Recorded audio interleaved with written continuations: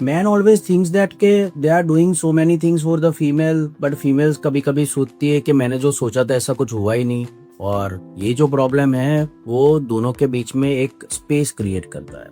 सो मैं आपको बताना चाहता हूँ कि फीमेल और मेल्स दोनों का सिस्टम जो है, प्लेजर और एक्साइटमेंट का जो सिस्टम है, वो अलग अलग तरीके से वायर्ड हुआ है। मैन ऑलवेज थिंक्स बिग, उनको कोई बड़ी ओकेजन की वेटिंग होती है, कोई बड़ा दिन आता है तब वो एक्साइटेड होते हैं, वो प्लान करते हैं, और after they achieve this thing या वो दिन के बाद उनको वो एक्साइटमेंट और प्लेजर दिखता है। जहाँ पे फीमेल की पूरी सिस्टम अलग वायर्ड, उनको छोटी छोटी चीजें बहुत मैटर करती है। They are not waiting for the big day, they want a simple day going in a simple way, वो भी उनके लिए इनफ होता है। उनको एक दिन में आपने कोई फ्लावर दे के दिया, एक सिंपल सा हाई का मैसेज करके गए, आप हग करके गए, आप किस करके गए, आपने उनका खाली हाथ पकड़ के बैठे रहे, तो वो भी बहुत ही मैटर करता है। मेंस को क्या होता है कि when they are having something big, तो वो छोटी छोटी बातों को नोटिस करने के लिए वायर्ड ही नहीं है।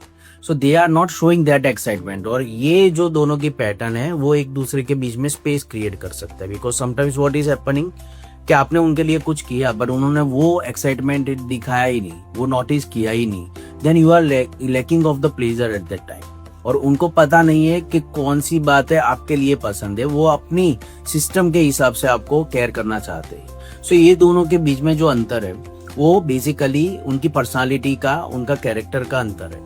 एंड उसको दूर करने के लिए they have to understand each other very closely. So ये जो पूरी सिस्टम है वो पूरी वायर्ड है ही, सालों से wired. But when they are close to each other they will ask each other, क्योंकि कई बार क्या होता है कि without telling we can not understand कि एक्चुअली उनको क्या चाहिए। So that is the scene कि जहाँ पे आपको एक दूसरे को समझने के लिए, एक दूसरे की पैटर्न को सीखने के लिए ज्यादा एक टाइम बिताना पड़ेगा।